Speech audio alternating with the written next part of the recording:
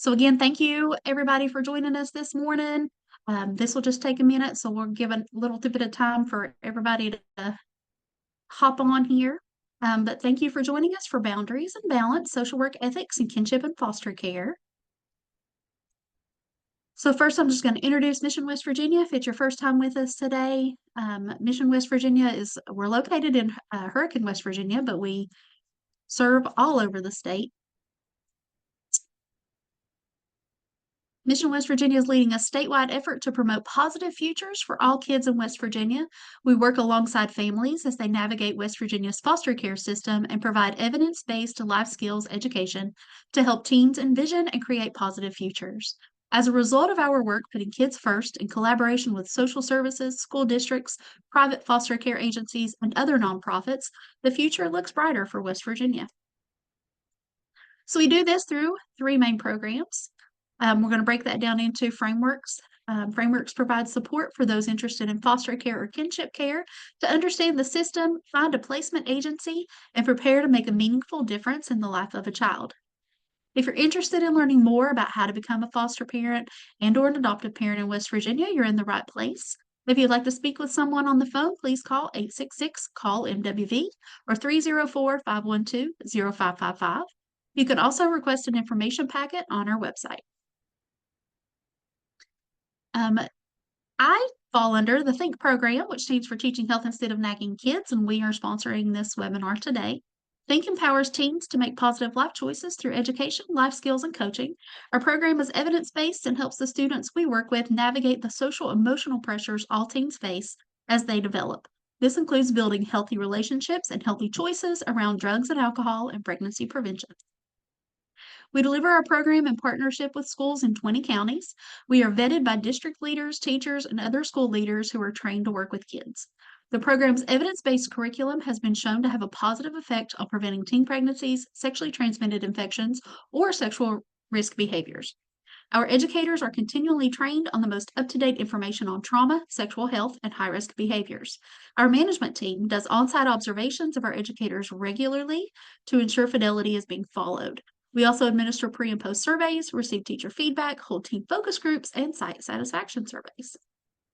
In addition to that, we know it takes a whole community to help teams envision and create positive futures. So we also provide resources and training to equip parents, families, and the individuals who support kids as they navigate their teen years, like today's webinar, for example.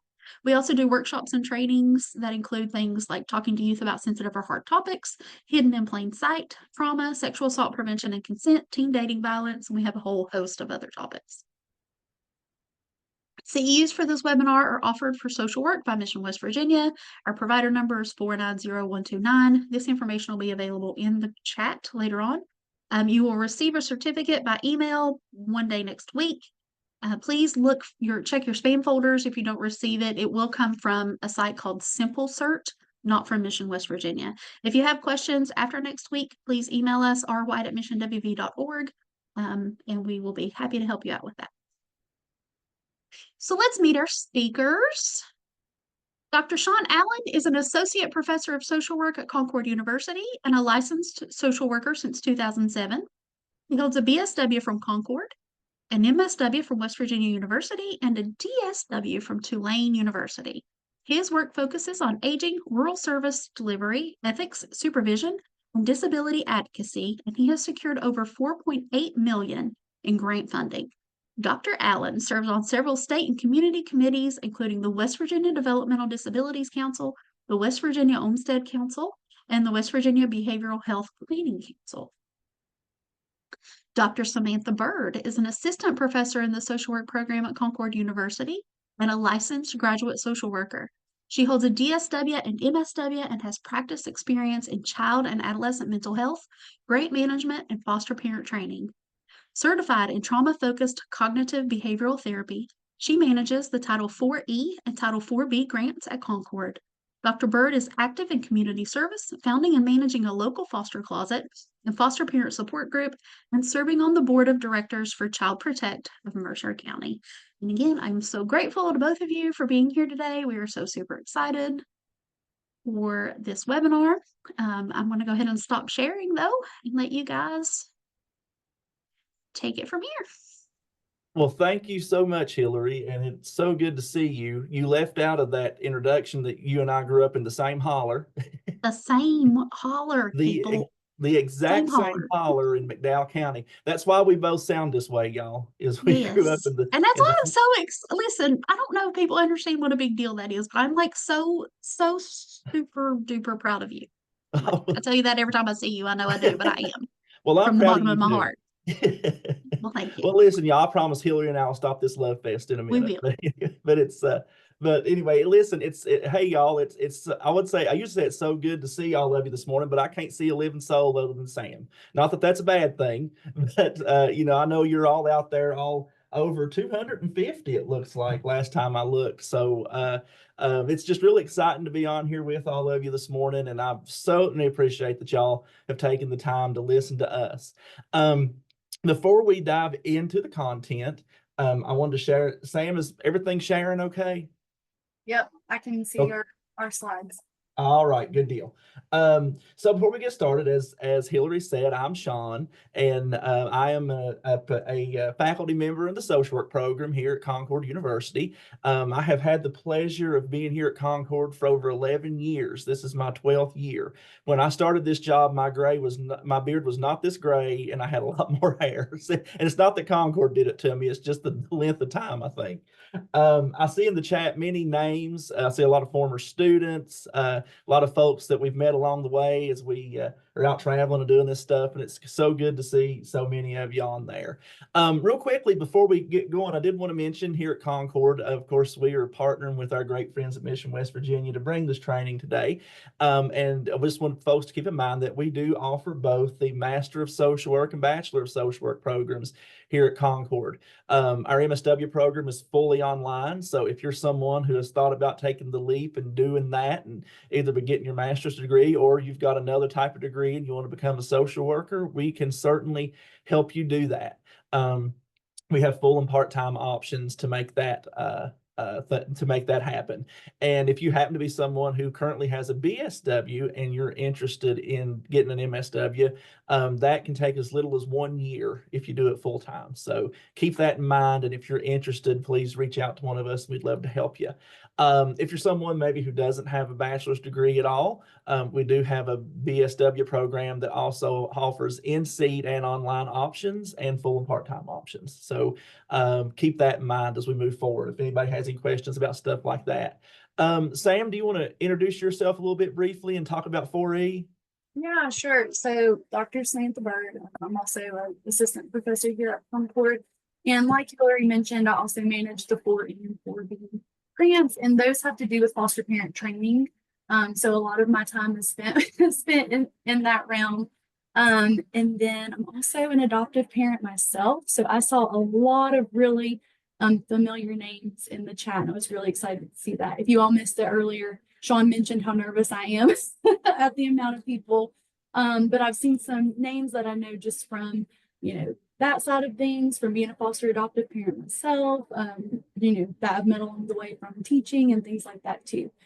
So Sean mentioned that we have the MSW and BSW program. So with that, we also have a Title 4E program. So if you are someone who is interested in working at the department, maybe you already work at the department, but you want to be in child welfare, we have 4E scholarships. And so that means that you can get your MSW or BSW paid for.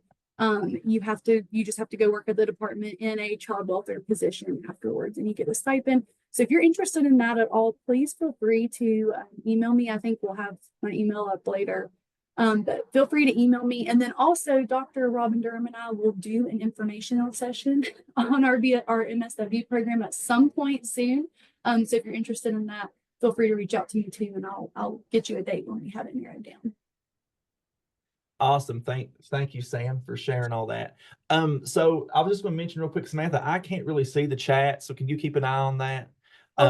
Yes, and I was going to say too, since there are two of us, I'll keep an eye on the chat. So if anybody wants to, ask questions, anything like that, please feel free to do it there. Sean and I were talking about this lecture style, and we both like to get the audience involved. So if you have questions, please feel free to put them in the chat, and I'll stop Sean and we'll talk about it. I'm here Yeah, also absolutely. monitoring the chat, and there's also the Q&A section if Awesome. anybody wants to put a question in there, but we're covered. All right, awesome. Thank you, Hillary. No, it's so y'all, the way I view these things is that I am definitely not the end all be all knowing ethics person. You all bring a lot of experience, you bring a lot of stories, different things that add to the conversation. And I feel like my role lots of times is sort of jogging memories on like what are ethical standards and that sort of stuff. But a lot of this stuff is things you all know, you've heard, and we're refreshing. So if you have something to share, you have a question, whatever it is, please shoot that in the chat or use that Q&A, and we'll definitely get to that. So of course we have, why am I not switching? There we go. So of course we have some objectives here. Y'all seen that in the information that was shared. So y'all, if you've been in one of my ethics trainings before, you kind of already know this, but if not, what I like to do with ethics is take that topic and kind of wrap it around another topic related to social work practice. I've done that in a lot of different ways, but there's times that I'm asked to do one that, it's not as a subject I'm just not an expert in. So when, that little blurb Hillary had about me, you'll notice there was a lot of practice experience there, but nothing about fostering kinship care.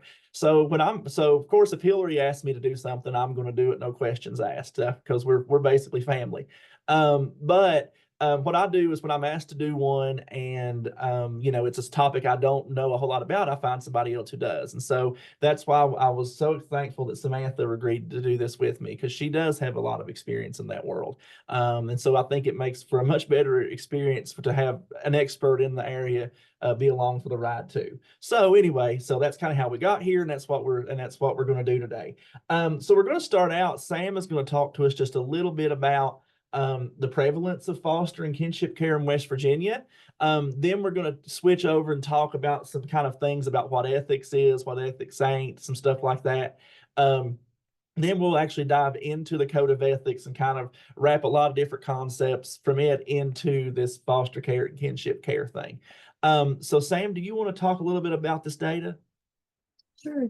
So like Sean said, there are so many different things we could talk about with ethics in, foster care. So we decided to narrow it down a little bit to kinship care just because it is so prevalent in our state. But so these statistics, the data is from the child welfare dashboard that the department now has. If you haven't had a chance to take a look at that, it's a great resource to find out more about child welfare statistics in our state and just in each county. It can even break it down by county. So there are currently, as of August, these numbers were last updated, 5,963 total child welfare placements. And so all of those children, aren't placed in West Virginia. They aren't all in traditional foster care and kinship care. 48.7% of those children are in kinship placements, with 34.5% in certified kinship relative foster homes. So we know there's a difference in certified versus uncertified. So did they go through the training and complete the home study and all of those things? Did they just do parts of that? And I know recently things with that and policy have also changed to kind of help the families that are facing some of these barriers that we'll talk about later.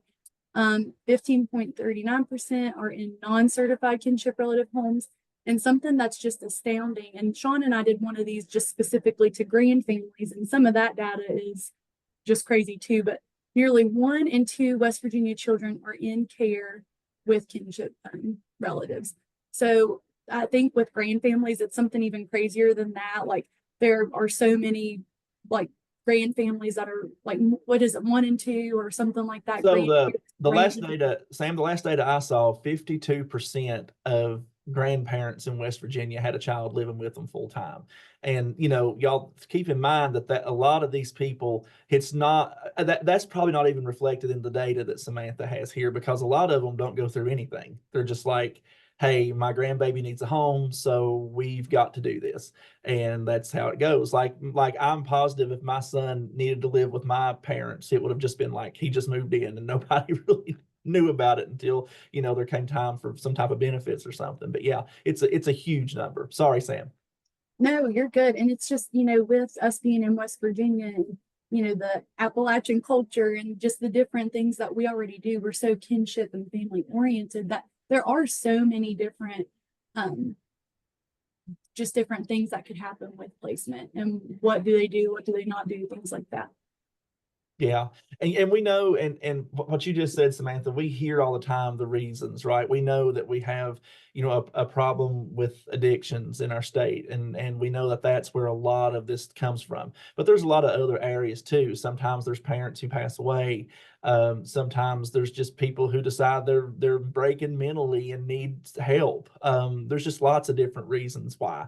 But yeah, so the kinship care in West Virginia is definitely huge. And I think one of the things that these numbers show is that, and like me, what did I tell you all? Well, I never worked a day with specifically children's services, right? I did most of my work with the older population and individuals with disabilities. Well, in working with when I left, I was naive and left Concord in 2007, was like, well, I'm going to go work with seniors and that's what I'm going to do. And, I really don't know much about working with children and I'm not going to do that. Well, I just told you that 52% of grandparents are raising a child. Well, guess who else I was working with? The child. And, and that's the thing that's really important about this is no matter what population you're working with, these kids are going to be involved somewhere along the way. So it's just like how our population in West Virginia is aging. And, if you're working with children, you're going to end up working with older adults too. And it's just that cycle. So we know as social workers, we've kind of got to be prepared for working with whoever comes in the door. Now for me, when someone, for example, was, again, most of the people I worked with were seniors, when they were raising their grandchild, they came in the door, they needed help, and I had to figure out how to get them that. So I had to find people like Sam, right? I had to find places like Mission, West Virginia, these places that might be able to clue me in on what they need to do. But they're out there, and this population is definitely huge. Sam, anything else you wanted to add about this data before we move on? I don't think so. Maybe just, I'm sure, everybody here knows if you're working in child welfare that, federal policy prioritizes these types of placements because of the data that shows, research shows that, and we'll get into this with, the importance of human relationships, but data shows that these kiddos do better in kinship placements where they already have that relationship built. And these people already know, and there's, not as many disruptions with school and things like that when they can stay with family. For sure. So as we move on, I wanted to tell you all, I notoriously over prepare for these things. So there's probably no way we'll get into every single thing we've got in this PowerPoint today, but we will get this PowerPoint to Hillary and she'll send it out to everybody. So you'll have all the information if we don't get to stuff. So with that background and with that said, let's talk a little bit about the Code of Ethics and an overview, and what is the Code of Ethics and some of those kind of things before we dive a little more deeper into how it specifically relates to kinship care. So first of all, we have here the NASW Code of Ethics. It sets standards for professional conduct of social workers. Okay, so the Code of Ethics is kind of what helps guide us in practice and how we handle things and what our profession believes. Okay, now there are times in your life when you're out here practicing and doing these things that you may run into an ethical dilemma, right? Just trying to decide what to do, what not to do, how to handle a situation. And sometimes there's even conflict within yourself of, the profession believes one thing and you kind of believe another thing, right? In a personal standpoint. So, when you run into those things, the Code of Ethics helps us iron some of that out. But it also reminds us that while, yes, we may believe certain things personally, we still have this is what our professional believes. And when we're, on duty doing our work, working with individuals, we have to keep in mind of what our profession requires us to do. So it's important to keep that stuff in mind as we move forward. So part of what it does, like I said, is offers a set of values, and we're going to go into a bit of detail on those. And it also offers principles and standards to help us guide decision making. And helps guide our everyday conduct when we're working as social workers. And and the code of ethics is relevant to all social workers, and that includes social work students, regardless of what our function is or what we do professionally. So I tell people all the time, and I say this to students a lot. Lots of times, if I lined 5 social workers up in the room and I picked, the various areas that they came from, sometimes when those people are describing what they do in their jobs, you'd think they're in 5 completely different careers. Because we have people like me who did mostly macro kind of work and worked with seniors. Then you have people who, do therapy, and we have people who do all sorts of different things. Just sometimes we have people who work just with grants. There's, CPS, APS, all those different things. But what the Code of Ethics does is it shows us that our foundation is the same, and we still have these same core values and how we practice. And it's our job in social work education to deliver that and to help people understand what those values, principles, and what those things are. Okay. So with that said, what is the purpose then altogether of this thing called a code of ethics? Well, first of all, it helps us identify our core values. What are our core values of practice? And we're going to go into a little bit deeper about what those are here in just a few minutes. It also summarizes broad ethical principles, okay? So it helps us sort of make sense of what our ethical principles are and how we abide by those. Now that doesn't, but we'll talk in just a second about how that's not always clear, right? There's lots of gray area. It helps us identify issues when we encounter ethical uncertainties. And y'all, the work you do here in our state, I know you encounter these regularly, whether you realize it or not. There's lots of things and I have one of these we do on just Appalachian culture and ethics, and there's lots of things in our Appalachian culture that sometimes conflict with our code of ethics. Like for example, you might be on a home visit and somebody's wanting to give you food, right? Or they're wanting to give you something or whatever, that kind of thing. And you got to, feel your way through some of those kind of things and what that means if you don't take it and how does it impact the relationship. And we could go on and on, but there's there's so many other ethical uncertainties. I've had people tell me before, like how they run into situations where they knew how they needed to help a person, but it conflicted with a belief of their own, and they had to work through that and end up doing, what the code, what our profession says, but also there's a struggle there at times. So we have to remember that. The Code of Ethics also sets standards for professional accountability. And that's really important. Being accountable in our roles as social workers is crucial to what we do. I've shared this example so many times now that I need to come up with another one, but to me, it's just so relevant for my own background. But when I was an undergraduate student, I worked at Bob Evans for 4.5 years. And when I was working there, like if you burnt an egg or something, what did you do? You scrapped it and you started again. Well, the work we do is so much more serious than just being able to scrap and start over, because everything we do in social work, regardless of what career we have, what job we have, is impacting individuals' lives. And that's all the way from working one-on-one with clients all the way up to the policy making and the things that we work to achieve. So being held accountable is extremely important in our practice and what we do. As I mentioned, in education, we use the Code of Ethics all the time, and in the other ways that you can become social worker, like through the provisional license programs and all those sorts of things. This is used for orientation for new practitioners, because again, it's showing the foundation and laying out, what we do as social workers, what we believe, those sorts of things. And finally, it sets standards for judging unethical behavior. So if someone makes a complaint to the social work board and they're trying to decide, is that complaint valid, when they're vetting that, this is what they use. If we are trying to encounter a situation where we feel like someone's maybe done something unethical, we have to let the Code of Ethics kind of drive us in that. And this and saying that someone is doing something that they maybe shouldn't, that's not an easy thing to do at times. But like, for example, I've known Samantha for a really long time. So if she comes and says to me, "Hey, Sean, you handled this situation a certain way and I'm a little concerned about it. As long as she's telling me, the code of ethics says this, I'm listening to that, right? I'm taking that seriously.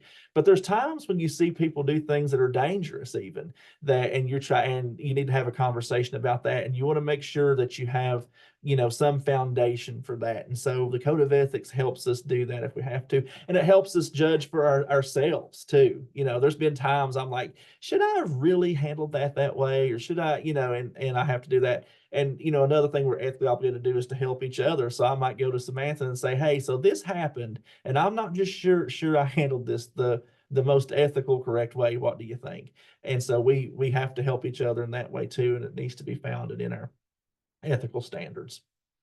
And then finally, in this section, we have, now those are some of the things that our code of ethics is, but there's some things that it ain't, or are not, excuse me, ain't, again, y'all, that Greenbrier Holler thing.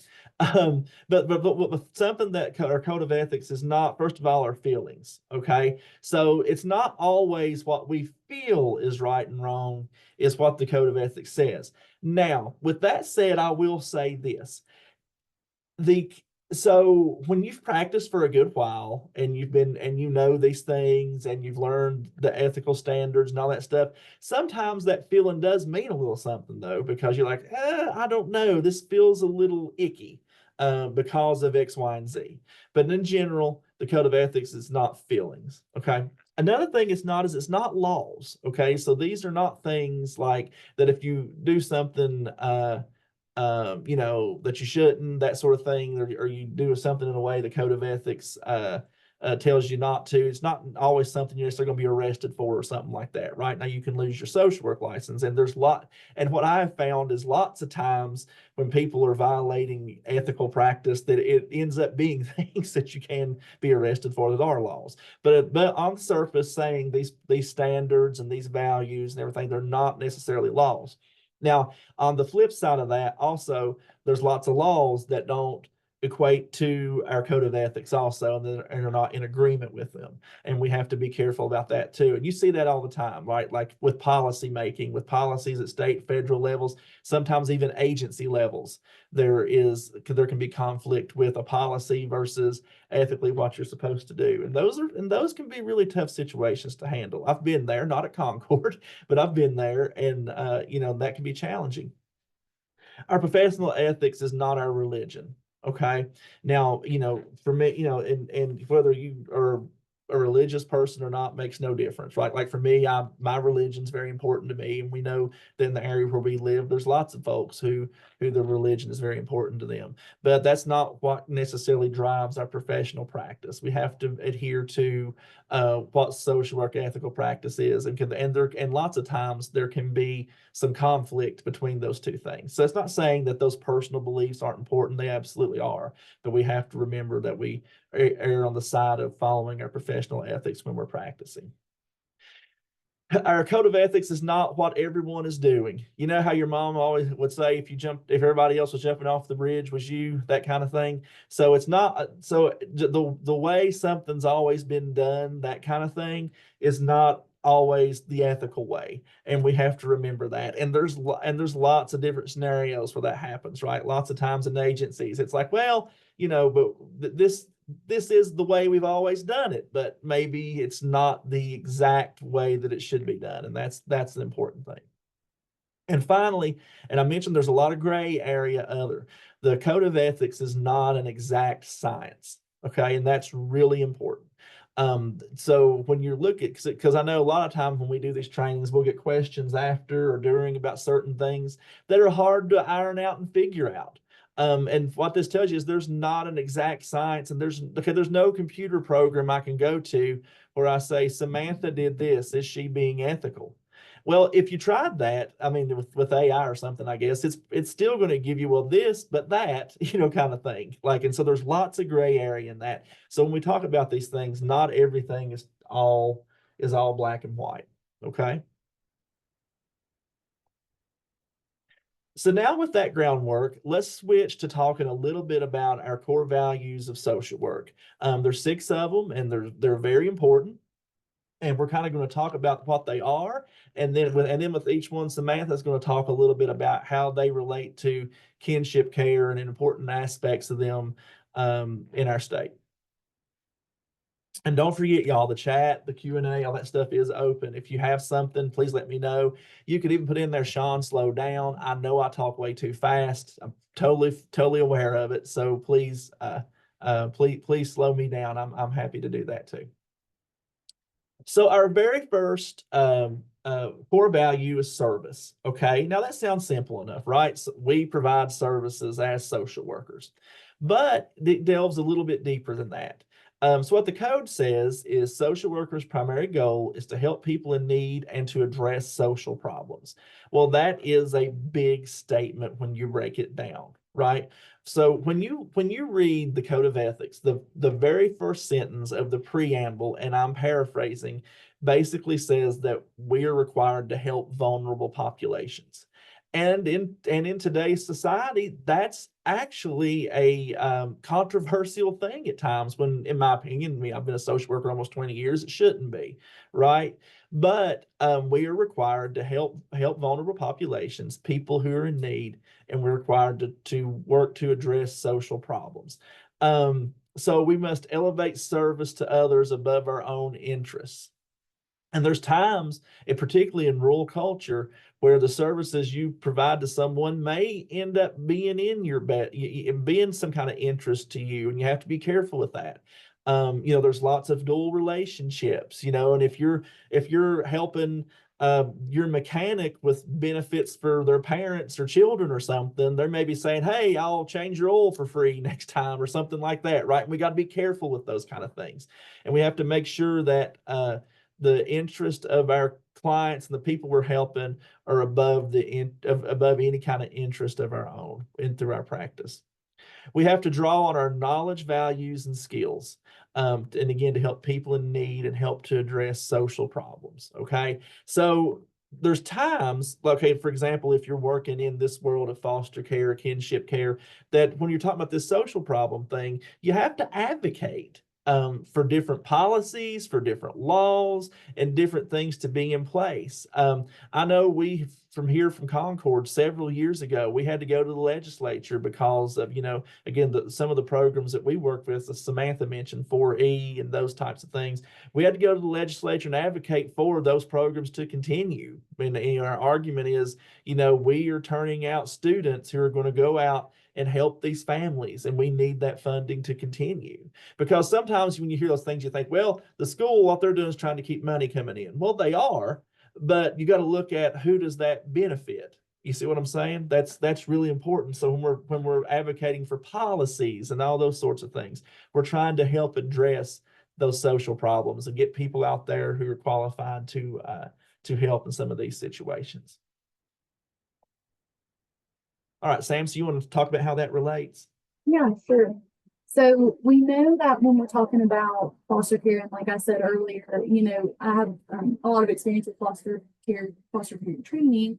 So we know that recently we've changed some of that, right? So, Concord through our grant and other SWAC schools, we now do kinship specific training. So if we're looking at traditional versus kinship, these traditional families are getting their training, getting their paperwork and all their ducks in a row before they're having a child placed with them. However, kinship caregivers often step into these caregiving roles suddenly with little preparation or support. So, they're being told, hey, so-and-so is going to go into foster care unless we can find a kinship placement. Can you take them? And they're agreeing to it, before they are getting stipend, before they're getting the training, the support, and all that. Many in West Virginia report actually being unaware of available resources. So we know, this is through Mission West Virginia. We know even Mission West Virginia offers so many supports, but these families are being told so much information from the beginning that they're saying that they're not even aware of everything that's available to them. So if we're looking at ethical services, it means going beyond these duties. We need to be connecting them to the kinship navigator program that Mission West Virginia has, the programs legal aid has for kinship families, talking about the subsidies and what they need to do in order to get those. Even, you know, talking to them about, hey, there's a foster closet near you where you can get some stuff that you need, or, you know, just connecting them with all of those resources. I feel like a lot of our communities are so good about trying to step up when there is need. So trying to connect these families to those services. Without proactive service, kinship caregivers may experience burnout, financial strain, and lack of access to benefits. Something we hear a lot when we're trying to get people, you know, into these trainings and stuff is, oh gosh, you know, I've had this child for a while now, and I'm having to choose between different things. You know, do we do this month or this? And I'm trying to figure out what this life looks like now that I've had my 3 grandkids placed with me. It's just a lot of different things, and we're in a unique position where we can try to help these families navigate some of this. Yeah, and what you touched on there, Sam, is so important because we're required to provide services lots of times in areas that are very service not that much there. You know what I mean? I almost used the word service desert. I'm not sure if that's a word or not. I know there's a food desert, but I don't know about services. But anyway, you know, and so it's up to us sometimes to help be creative and figure out how to get these families help when they need it. You know, and you touched on that, how that, you know, we have to be proactive in finding services and understanding what's available and all those sorts of things. And that goes across all of our scopes of practice and the different areas that we work in. So next, after service, our next value is dignity and worth of the person. Where the code tells us that social workers respect the inherent dignity and worth of the person, and that goes for all people. Okay, so that sounds again when you with all of these in some ways sound pretty simple, but they get a little more detailed as we go. But so with dignity and worth of the person, something to remember is that every and we've made a mistake there on the PowerPoint, and we've doubled I think we've doubled the service thing again, but it's okay. I know this well enough. So with dignity and worth of the person, it's important just to remember that we have to treat every person with dignity, and we have to understand that all people, no matter who they are, where they've come from, what they've done, they have worth. Now you may be saying, well, Sean, of course, I get that. I treat everybody that way. Well, and I hope that's accurate. But we also know that every living person has biases. Okay. We have implicit biases and we have explicit biases.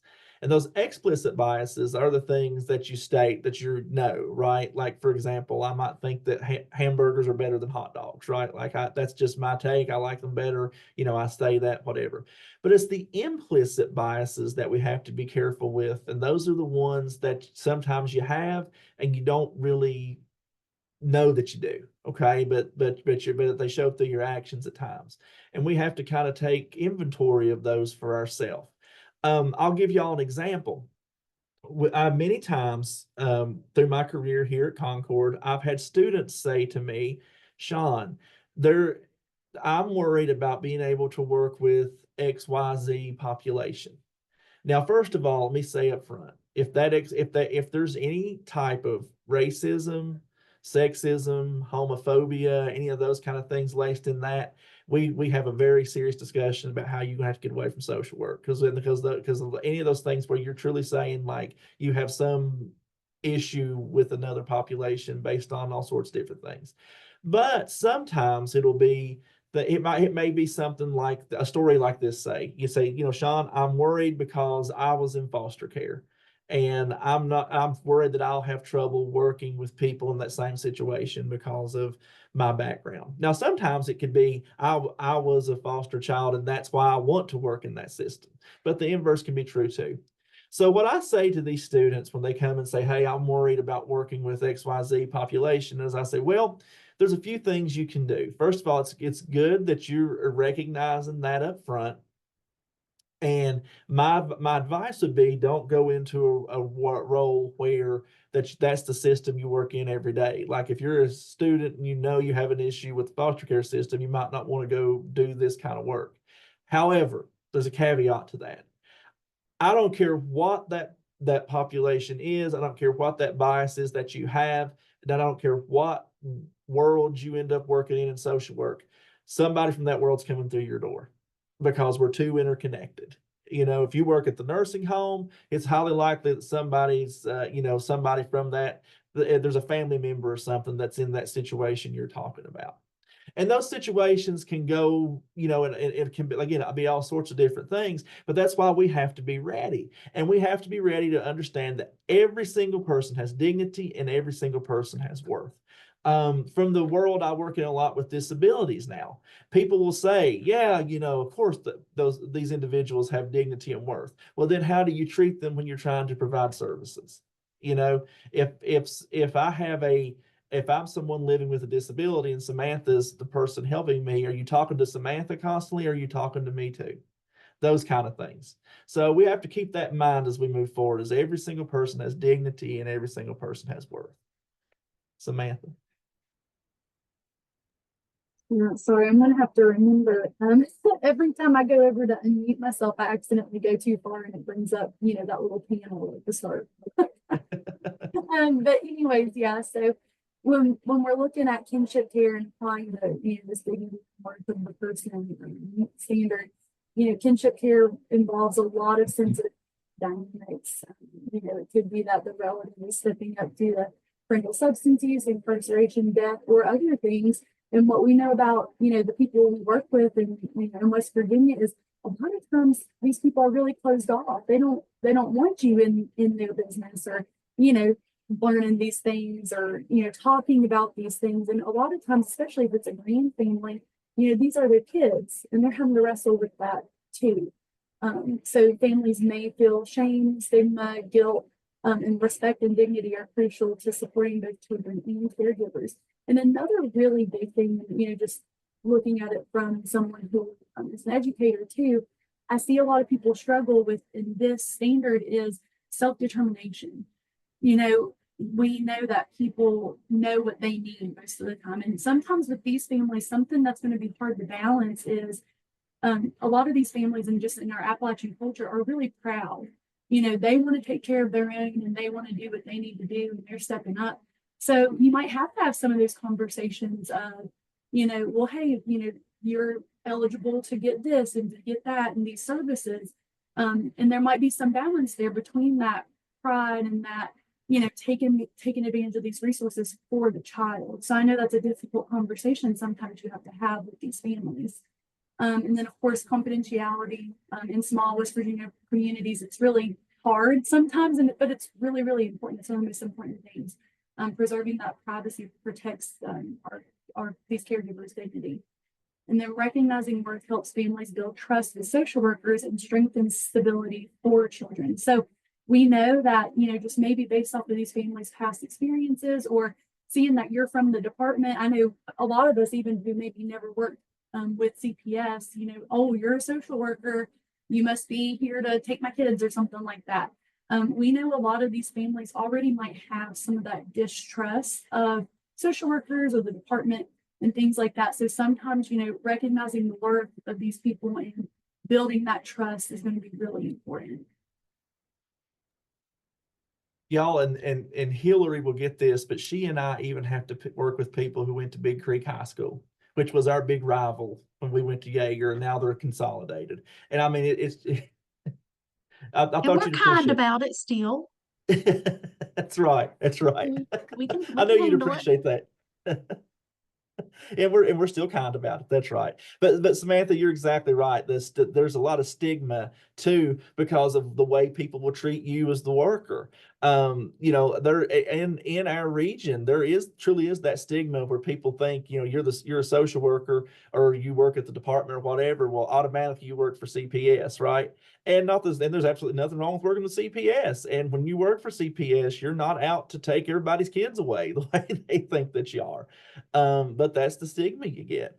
And also we have this other thing too, where people automatically think if you're a social worker, that's the kind of work you do regardless. Y'all would be amazed how many questions I get, y'all, and I've never worked a day in that world about should I report this or should I do that? And I'm like, heck, I don't know. I mean, my thing is always, if you're worried about something, err on the side of reporting for safety and then let the professionals weed it out. But So you're exactly right. That's another stigma too. And it's hard, y'all. It's hard at times when people treat you a certain way as the social worker, and you still got to remember that dignity and worth. And there's times you just work with people that get on your last nerve. I mean, I'm here with Sam today doing this, but you have to, you have to be able to work through those things. And because every person has dignity and worth. Sam, I saw you unmute. Did you have something? And she muted back. So, all right. All right. So let's move on. All right. So next up is the importance of human relationships. Y'all, we understand that and recognize the central importance of human relationships in social work practice. We know that those relationships are important in a variety of different ways. First of all, obviously, your relationship with the client is extremely important, right, in your professional role. Like if you're all, and I'm sorry if there's background noise, my office is actually inside of another office area, and there's people out there doing something. I don't know what's going on right now. But anyway, but with that said, the importance, it's really important your relationship to the client. That's extremely important, and building rapport there and doing the things you have to do that are really important. But there's also a lot of more human relationships involved in that. They're extremely important. We understand that to be able to help a person into whatever change they're wanting to accomplish, there are a lot of other players involved in that, right? There's family and community and friends and all sorts of different people that we may end up engaging throughout that process. So we understand how engaging people as partners in that helping process is really important. Doing everything we can to make sure that the person we're working with, we're working together. It's not us telling, hey, you need to do this, and this, right? It's more of a partnership. It's more, they have say in the change that's being made, and we're trying to get to where they want to be if we can help that at all. We also understand strengthening relationships to promote, restore, maintain, and enhance the well-being of individuals and groups is really important as well. As along those lines, y'all, we also have to remember that we kind of laid out a little bit there the various different human relationships there are, but those relationships in general are just really important. Feeling alone is a terrible thing. And I know in my past work, when I worked with seniors and persons with disabilities, we ended up working with a lot of folks who were shut-ins, who didn't have a lot of family. And we'd have folks at times who would want to call our office just to talk to people, and that's fine too. So we understand we have that need as humans to interact with other individuals. It's our job as practitioners to understand who the person's interacting with and how those relationships are impacting the situation we're trying to help them with. Okay, Sam, you ready? Yeah, sorry, I was kicked out. Can everybody hear me now? Yeah, you're good. Our internet's not really great down here, so I'm just using up all the internet. No, but so to go with that, like we were talking about earlier, kinship placements are prioritized in, the federal policy 4E and our state policy, and that's because of the positive impact of placement with kin and how that can have, with people that the child is already has a relationship with. And we know in West Virginia that's very broad. Kinship isn't always, a kinship placement doesn't always mean that it was granny who lived down the street, who the child saw every day anyways. We know that that's not always what happens. But, valuing the caregiver's pre-existing connection to the child or the family or whatever that looks like, social workers are acknowledging that meaningful change often happens within the context of those trusted relationships we talked about last, not through imposed authority. And so that further addresses the whole distrust thing. When we're prioritizing these human relationships with the child and the caregiver and with us as the worker. So then supporting kinship placements honors the principle that human connection is a powerful agent of resilience and recovery, both for the child and the caregiver. So when we're promoting the importance of these human relationships, we're showing them that, we believe that change can occur and that, we can kind of change the trajectory of this family and what's going on. So, and then of course, engaging caregivers as partners includes treating caregivers as people, collaborators rather than just clients to be managed. So we're saying that, hey, we know that you are the person who knows the most about your situation and what's going on and what can work in the situation and what can't. So how can we work together to support you and to make sure that this placement is supported and overall that the child is being supported? Absolutely, and that you have in there, Samantha, about how we have to understand those relationships and engaging the individuals we're working with as partners. That's such an important piece, because it's so hard to help someone get to the place they want to be if you're not listening to what they want and where they're trying to get to, and to understand what that means. So all that's really, really important. So next up is integrity. Hey, Oh, Sean. Sam, did you have something else? Yeah, so Joyce actually has a comment in here. So you can't see the comments, right? Yeah, go ahead. I can read it to you. So a great challenge arises in situations of severe conflicts due to the guardian and youth having a large generational gap, even 70+ years and below 15 years, meeting of the minds. Difficult to bridge the gap while maintaining the family trust. Can you speak briefly on some tips? So something we see a lot with this, we offer a cyber safety training, is, you'll have these kids who they may not have a lot of access with grandma, grandpa, to, the internet or things like that, but they're getting the devices from school and bringing them home, and grandma and grandpa don't understand that, oh, when you have the internet, you have anything. You can see anything, you can do anything. So that's one thing that we talk to families a lot in training about is, we need to be looking at this, from a cyber safety perspective of, you need to understand what these kids can do on the internet. And so I know that's just one little example, but I think, when we're looking at looping in these caregivers of, hey, these are the things that are going on, it's happening at school or things like that.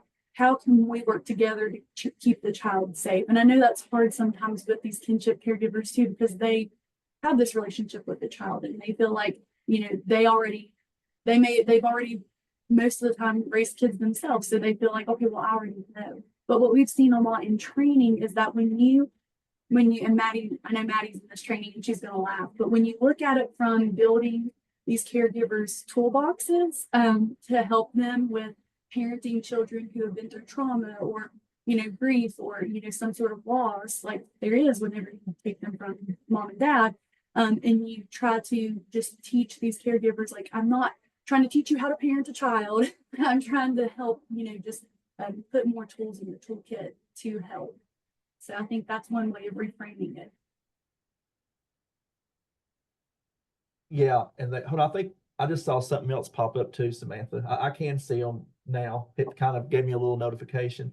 Debbie says they also need to understand that their technology knowledge should not just come from the teenagers' children that live with them. That is so true, Debbie. That's very true, because getting some type of training, those sorts of things. And what you all are raising is a really good point that Samantha and I covered in another training not too long ago, is lots of times in these kinship families, particularly and especially our informal ones, where suddenly you've got a child living with you that you weren't expecting, the home's just not ready, and for a lot of these things. And we saw a real uptick in some of what you all are talking about during COVID, when suddenly all schools were online, right? And, the schools were sending home all these devices and people had to figure out what to do with it. I mean, you're talking about homes sometimes who didn't even have the internet at all, let alone know how to manage some of these things. And so it's our job to try to help people figure out, where to go and what to do in some of these situations. We got some more stuff here. Joyce says exactly. They're also so stuck in their ways. Well, that is a lot of our culture. I'm stuck in my ways on some things too, Joyce. So don't get me wrong. And Maddie says, yes, kinship families need additional tools in their toolboxes to give them new resources and approaches to working with kiddos in their homes. And we knew we'd get Maddie fired up about toolboxes, but she's exactly right. She's exactly right. And that's part of our role, right? Is providing services and those tools to help people be successful in these situations. Thank you all. And please keep stuff coming. That we love it. So let's move on and talk about integrity in the interest of time. Integrity is really important in what we do, y'all. First of all, integrity should be really important in our day-to-day lives, right? But it is incredibly important in what we do in our roles as the worker in these situations. And what the code says is social workers behave in a trustworthy manner. That is another one of those really simple yet loaded statements. Y'all, we have to be somebody that the people we work with, these families, can trust. You can't help them build those toolboxes if they don't trust you and they don't expect you to follow through on what you say. So some of the tips it gives us is being continually aware of the profession's mission, values, principles. Practice in a manner consistent with those. Okay, so we're not just saying we believe these things. We don't just attend trainings, and we don't just do trainings, right? I don't just tell you all, we need to operate with integrity, and suddenly I'm not operate integrity with my students, right? And I'm not, following through, or I'm not grading, or if they have a question, I'm not answering it, those kind of things.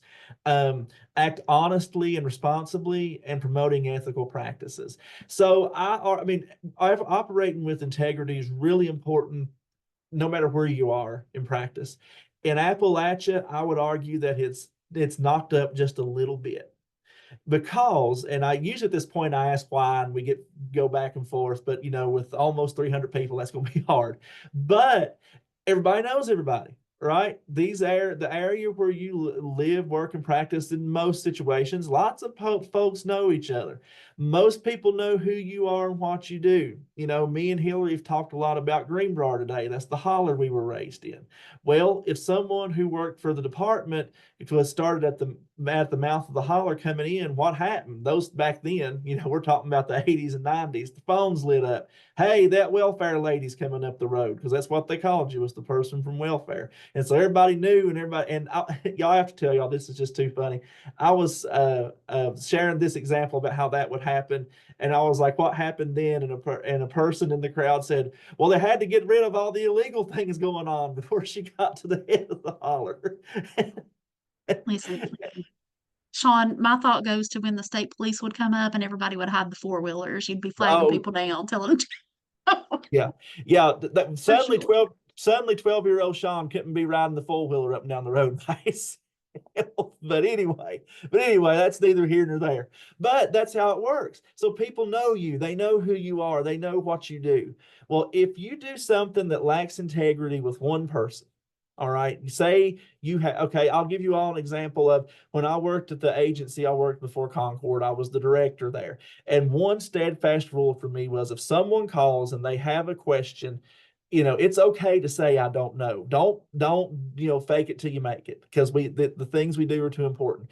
But say, I'll get you an answer, and I'll find out where you can get that answer, and I'll get back with you. And the really, really important piece of that was getting back with them, because you didn't want to be known as the person who lied to the person that called you for help. Because what happens then? Well, number one, it impacts your job, and it impacts how you practice.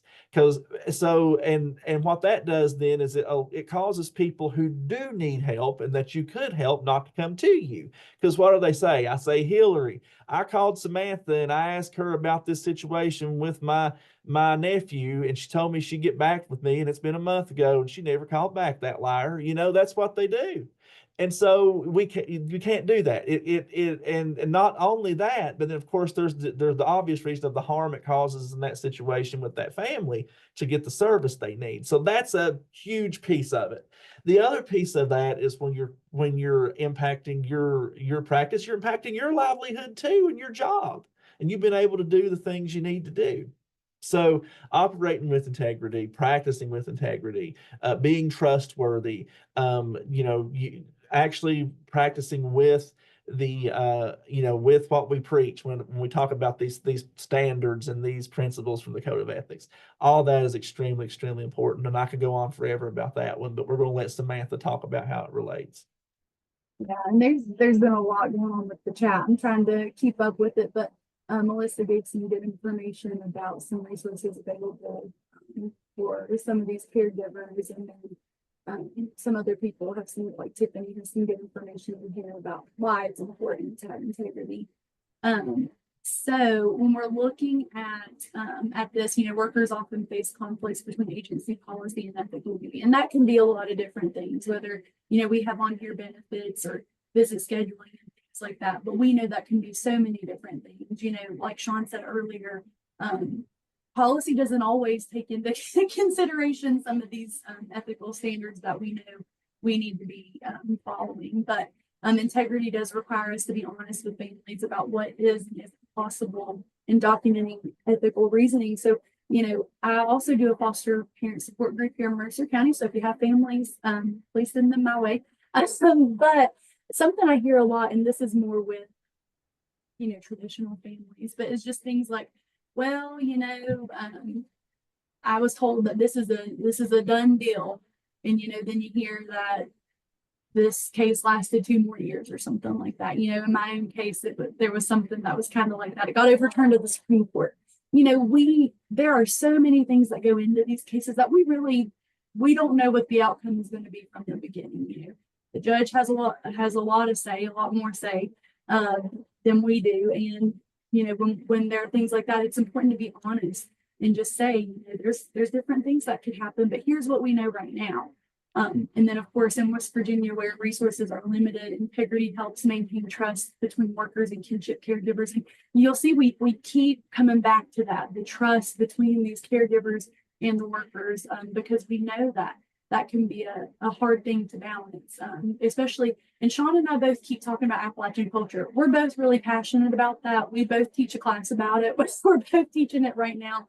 But that's just something we see a lot, is there's already automatically this distrust sometimes, especially if you're a worker who isn't working maybe in the county that you're from. We know sometimes you really got to build that rapport with these families. And then upholding integrity ensures that children's best interests remain central, which keeping the main thing. That's why we're all here. Everybody who's working in child welfare, we really want to do what's best for these kids, even in difficult systemic contexts. So sometimes that is, when we're working for a system that may be hard to work for, maybe doesn't have all the things that it needs for these families.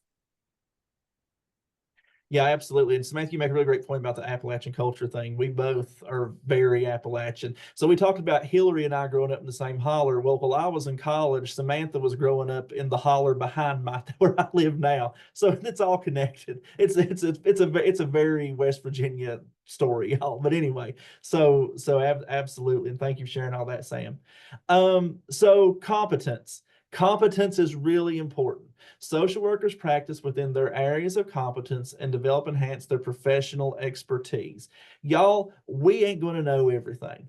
There's just no way. I mentioned earlier when Hillary asked me about doing this, I was like, well, I've got to get an expert on the foster and kinship care stuff because it's not my area.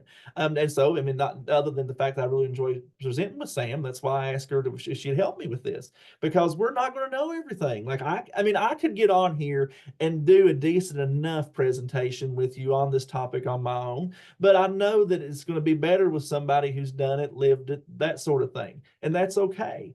We get in this mindset sometimes that we've been a social worker for a long time, so that means we know what there is to know about everything, and we don't. I have 3 degrees in social work, and that doesn't mean I could walk into somewhere tomorrow and work in foster care, for example, or work in so many other things, because I've never done it. And it's up to us to make sure we're competent in the areas that we're in, and that we are practicing within our scope of practice. That is extremely important as well. And so how do we do that? Well, we continually strive to increase our knowledge and professional skills. Okay, that's really important. That's why we're required to do things like CEs and to understand what's going on. And then we apply those things to practice. We also should aspire to contribute to the knowledge base of the profession. So that's something we as faculty do a lot, and you all do too. We're required in our roles. That's why universities do this, to do things like research and to do service and to contribute to the knowledge base of the social work profession. And you all do the same things through what you do in your jobs. Now, the one thing we have to be careful with in this also is we get into this groove sometimes where we're like, well, I've always done this way, so that means that I'm always going to do it this way. Well, just because something works doesn't always mean that there's not a better way out there too, and we should be willing to grow like that. One of the best examples I can think of is those of you who are parents.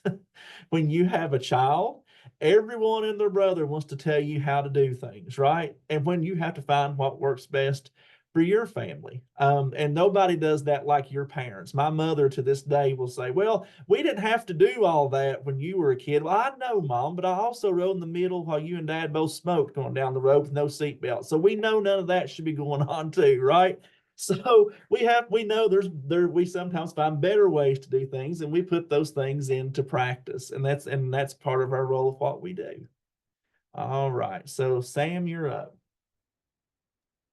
Right, yeah. So we know, we've talked about this a couple of times, but kinship care in West Virginia is legally complex. So there's a lot of different things that go into whether a family is certified or non-certified. We mentioned earlier, kinship is a very broad term, especially in West Virginia. I know there's a certain family member I have, and it's really just like my mom's best friend and her kids or something.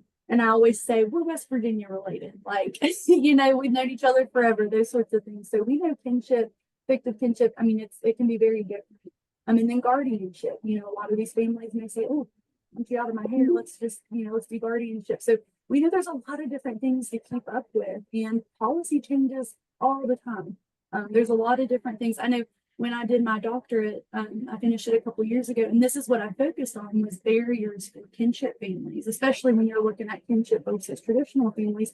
And even some of that has changed just in these last couple of years. Now they're trying to help families get some, the stipend and stuff like that, maybe before they finish training and things like that, really trying to help these families. So it's important for our competence to go to these ongoing trainings, refresh ourselves on policy and things like that. But, especially in this realm, going to training on trauma, substance use, Appalachian family culture, and those policy updates we just talked about. Without competence, caregivers may be misinformed or denied benefits they are entitled to. Like one really big one we have in West Virginia is WIC. And, all these foster children are able to get that until they're, 5. And so if we tell a family, well, it's income based and you're not going to make it, that's them missing out on some of these things. And then commitment to competence helps ensure kinship families get accurate guidance and children receive stable care. A lot of what these families understand about, foster care and what they can get and what they can't get and things like that come from us as the workers. And so we got to make sure that we're up to date on some of these things. And then I think before I got kicked off because of my internet, I know we had a Q&A, and I feel like it might fall into this section, but I'm sorry I'm not going to be able to address it to the right person because when I click on it, it's no longer there. But it was about if child welfare workers have to be social workers in West Virginia, because in Pennsylvania they don't. And in West Virginia, no. You can work at the department in child welfare with any 4-year degree. I think at one point it was any 2-year degree, but I think I saw something the other day where now it's back to 4-year. But they do have some of these things in place, like through the 4A grant at Concord, we also offer SWEC trainings. And so that is trainings on things that are important when you are working in a social work job. So ethics, trauma, things like that. So even then, the department or child placing agencies will give people the training that they need to be helpful in these social work positions. One thing I'll add to that, Samantha, is that, I just did a training not too long ago, about a month ago, for folks who were not social workers, but on social work ethics. And we talked about how that even individuals who are not social workers, a lot of these concepts can be used to apply to, any type of advocacy, for example, or any type of work in helping professions. So even our folks who are not licensed social worker, so to say, they can use these as well. There's several comments in the chat. Thank you for them all. A lot of it's you all talking, and that's really good. The last two I want to mention real quick. So Laura said sometimes you have to say not my scope when you talk about scope of practice. That is so true. There are times where you just have to say, hey, that's not my area. That's not what I do. I can help you find a situation, you know, an answer, or I can get you to someone who that is their scope of practice, right? But there's times that we do have to be able to say that. Another one, David said that there's definitely times that it's difficult to take the skills and knowledge we have as social workers and apply them to our lifestyle at home, if that makes sense. And David, you are absolutely right about that. So I'll give you all just a real brief example of that. My dad passed away in July of 24. And through his health issues, what I found really quickly is it was really hard for me to be the social worker for my family, you know, and it was really hard to, you know, even think clearly enough to take care of some of the things that had to be taken care of at times. So I have a friend who doesn't work at Concord, and we're both social workers, and we jokingly say we're each other's social worker. You know, when I need something and I need to hammer out something related to some of those things, I'd call her, and then she does that with me. But you're absolutely right. When it comes to your personal life, it can definitely be difficult to apply some of these concepts that we talk about. All right, so let's move on to now. Usually when I'm doing one of these, uh, um, I have social justice like either highlighted or in bold or something like that. And the reason I do that is because this is the value that kind of it's not necessarily exclusive to social work, but we are the profession that puts more emphasis on social justice than any other profession. Okay, you know, it is one of our, like, it's one of our values, which means it's one of our pillars, right? It at the end of the day, what we do falls on social justice. Like we mentioned in the very beginning, how that social workers help vulnerable and at-risk populations. Well, that all goes back to this concept of social justice. So what the code tells us is social workers challenge social injustice. Now, lots of times I will ask in trainings, what is social justice? And I usually get a lot of really good answers. But one that I always get is that it is equality. When that can definitely be a piece of it, it's not always just equality. It's more equity and fairness. And what we say is we are striving to help individuals to get the services that they need. Okay, not necessarily just equal services, because sometimes people need varying levels of help. And we've got an illustration to talk about that in just a minute. But what the code tells us that we do is we pursue social change. Okay, we help vulnerable populations and oppressed individuals. We are required to do that in our profession. No matter what anyone says, that's a huge part of what we are required to do, is to help people who need help. And we have to give consideration to, you know, oppressed groups. We focus on poverty, unemployment, discrimination, and the many other forms of social injustice that exist. We promote sensitivity to and knowledge about oppression and cultural diversity. It's up to us to understand, you know, diversity and what that means and how culture impacts how people live and what they do. If we're not understanding someone's culture, it's going to be really hard for us to help that individual. Even when you're working in different parts of West Virginia, one of my favorite examples is think about the different areas you've practiced in and how different the cultures are in those regions. You know, practicing social work here in where we are in Mercer County is very different sometimes than practicing in McDowell County because of cultural shifts. Another really good example is Greenbrier County, Eastern Greenbrier County and Western Greenbrier County. I did a lot of work in Greenbrier County for many years, and the two cultures are very different, and you have to understand that and what that looks like. Like, you know, Samantha and I love to talk about Appalachia, but those different cultures within make a really big difference, and we have to understand that. We strive to help people, no matter who they are, to access needed information. We want people to be able to access services. We've talked a lot about that. We want people to have access to resources that they need, to have access to equal opportunity, and access to participation in decision making for all. We want people to help make their own decisions. We want them to do things like voting and be involved in the civil processes, and we want to make all those things accessible if we can. So here is one of my favorite illustrations to try to explain this concept of social justice. And what's really cool, y'all, is this illustration, I've seen many forms of it, and it keeps evolving when people, and it keeps changing to be like, oh yeah, we need to include this, we need to include that. So you see here, we have these folks that are trying to see over that fence to the ball game. That's the goal, right? Well, in reality, we see there that one person has a whole lot of resources to be able to do that, right? Probably more help than that person needs. This other person, they're not even on the left, they're not even standing on solid ground. They're in a hole they got to dig out of before they can even get up to see what's going on. And then we have a person there who's using a wheelchair, and they definitely can't see over that fence. So equality is the next photo. That is, everyone has the exact same amount of support. Well, for two of the individuals, that works, right? Each individual has one box. And the first two individuals there, the red shirt and the yellow shirt, they can see over the fence with the one box. However, our person there in the pink shirt has a restriction that they can't even get up on the box. And so they need a different type of help to be able to meet the goal. So what equity is then is the third picture down there on the bottom left. So the person in the red shirt, they didn't really need a box for that support. They just needed out of the hole. So we got them up there to that. The middle person, the one box, that's what they needed. They could see over the fence. The third person needed an entirely different accommodation. They needed a ramp to be able to get there to see over that fence.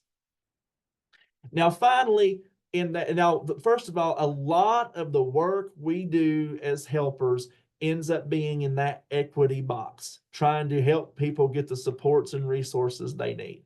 But being individuals who promote social change, we want to get rid of that systemic barrier altogether. That's what that fence is, right? And so we want that fence gone to where there's no barrier there and we're all on equal playing field. That's justice. That's what we strive for. Is we don't need the boxes and the ramp, and getting out of the hole. Everybody has what they need there without any barriers in the way. That's what we strive for as social workers. Now, we have a long battle to get to that point for the families that we serve. And so that's why it's so important at that equity point that we do so much work there in helping the individual get whatever help it is that they need, while we also, though, are always trying to promote that social change thing. And that's what we're talking about when we talk about we help individuals and we promote social change. It all falls into this social justice thing, and that's what we strive for. Okay. All right, Sam, you can take it away with application of that. Sure. So we know, as people who work in West Virginia with child welfare, that we have one of the highest foster care rates for a lot of different measures in the nation, with kinship care being central to how our system works. We talked about it being prioritized policy earlier. So a lot of us are working very closely with kinship families. And we also know that kinship families face a lot of inequities, like certified versus non-certified, receiving fewer supports, or even informal kinship caregivers maybe not receiving any of these supports. We know that they struggle with transportation. I mean, a lot of our clients, whether in child welfare or not, struggle with transportation in this area. Internet, a lot of people don't have access to the internet around here, and even access to the services that are available. Upholding justice means advocating for fairness and support, access, and treatment, regardless of whether they're certified or not, whether they go through a specific agency, maybe if they're traditional or not, things like that. And it ensures that children stay connected to family and community rather than being placed far away where they don't have some of those connections.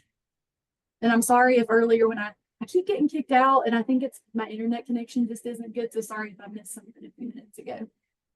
Okay, so two things. Sam, there's a question in the chat for you, and I'm going to read that. But also, Hillary, someone had their hand raised and it went away. So I don't know if we can figure that out and get that question too. But Samantha, in the chat, there's a question that says, Samantha, I don't know if you saw my message or not. I have several people asking about a ROSA code. I don't know anything about that. I've never had someone ask before. Is that a social work thing? Do you know what they need for that for? Do you know what that is, Sam? I don't, but I'm messaging Hillary about it. I actually messaged Kayla Fournier. Yeah, okay, so it is through the department. So I messaged, all right, somebody said G 10.1. Okay, well, I'm glad you said that because we actually have a different training going on. Terry Philpott's doing one, and so she gave me the code for that one. So I would go with this G 10.1, and I'll just clarify with Kayla real quick. Thank you.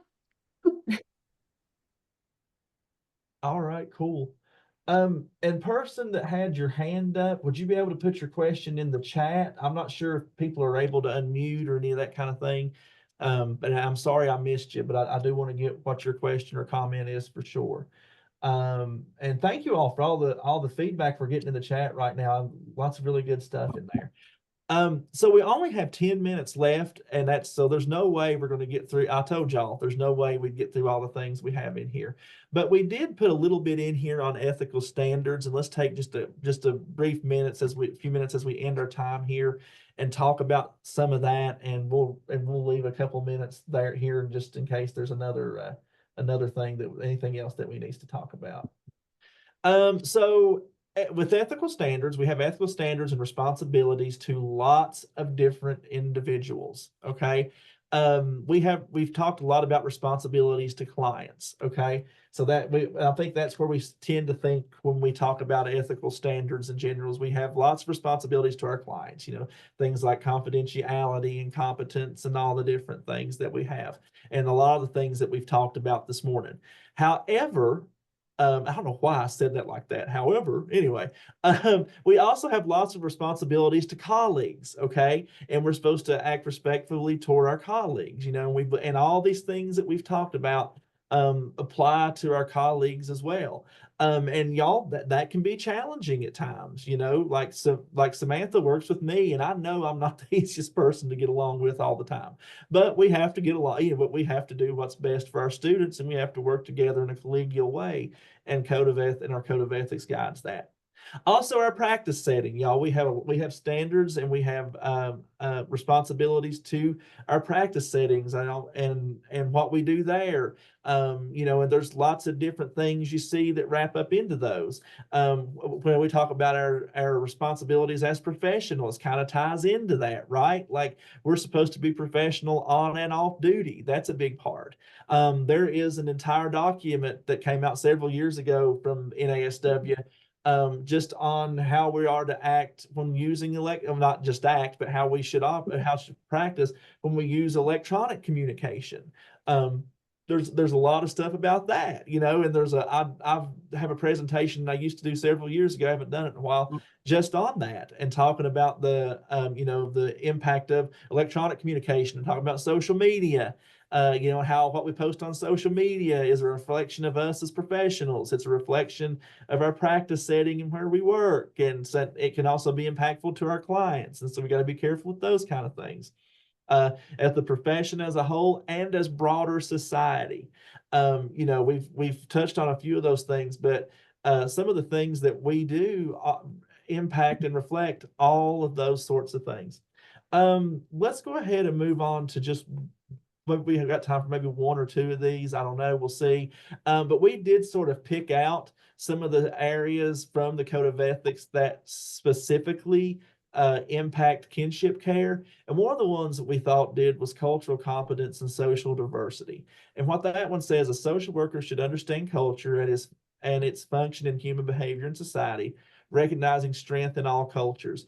And we've already talked about all this, just talked about that a lot today, really, when Samantha and I discussed, that our thing with Appalachian culture and how we both teach that and how those sorts of things are. So here in the application setting, we have things talking about how, you know, these families remain rooted in the culture that they're in and in their community, and we have to be aware of that. Like the thing I just talked about, how practicing, you know, in Mercer County is different than practicing in Monroe County, and understanding those things, understanding what those family identities are inside of culture, and also how there can be ethical tensions sometimes when balancing what policy says versus what that culture is.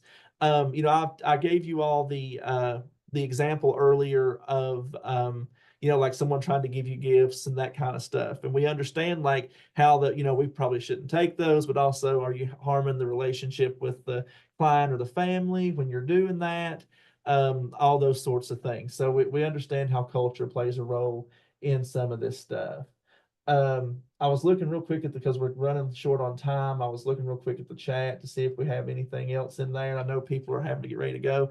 So there's 5 minutes left, and I always try to give time in case anybody has any other comments. In case, you know, I know you all have evaluations and I want you to be able to do those. But while we're here, before we go, does anybody have any other comments, questions, concerns? Anything we need to talk about? And also, did we happen to get the person, Hillary, that had their hand raised? I didn't want to miss that.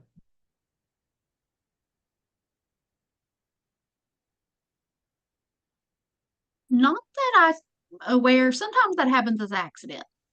So Okay. we're going to go with that, maybe. We'll go with that then. Okay. I want to, of course, we got a lot more stuff here. We're going to, y'all, I don't want to make you blind flipping through these. There's lots of stuff here. We're going to send this to Hillary so you all have the information. I told y'all I always over prepare, but I wanted to be sure I put up our, and of course, there's lots of references, but I wanted to put up our contact information at the end. That's how you get a hold of me and Sam. If we can do anything to help you all, in your agencies, if you either need a training or some other kind of support that Concord can offer, we're here to help you all. And I always try to leave a couple of minutes to make sure you do your evaluations, y'all. That's really important because we'll probably get feedback from Hillary on those, and that helps us improve these kind of things. Okay. Hillary, anything else we need to do? No. I posted the link for the evaluation in the chat, but you'll also get that via email next week. And again, it's going to be, give us till the end of next week to look for your certificates. If you don't receive that, check your spam folder, your junk email. For it'll come from Simple Cert, not from Mission, West Virginia. And that's it. If you don't get it, email us. We'll send one out to you. John, it has been delightful. Thank you so much. Well, thank you for having us. And I'm sorry for hijacking your presentation. No, that's great. Thank you everyone for coming. So we really appreciate you. We also did get a Q&A question, and I think, you know, a lot of people here might want us to answer this too, but is Concord going to possibly have a DSW program in the future? So many of you may have received an email about interest in a DSW program. So we are just kind of looking into whether there's a lot of interest or not and what that could look like. There's a lot of different hoops to jump through and things like that, but we are looking into it. So if you have more questions about that, feel free to reach out to us and we'll try to keep you in the loop as we go. Yeah, that would be amazing.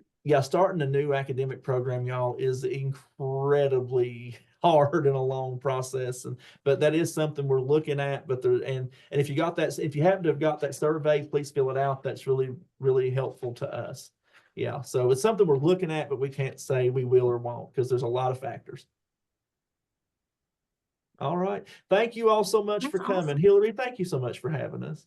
Thank you for being here. I so appreciate you. And this will not be my last time begging, I'm sure.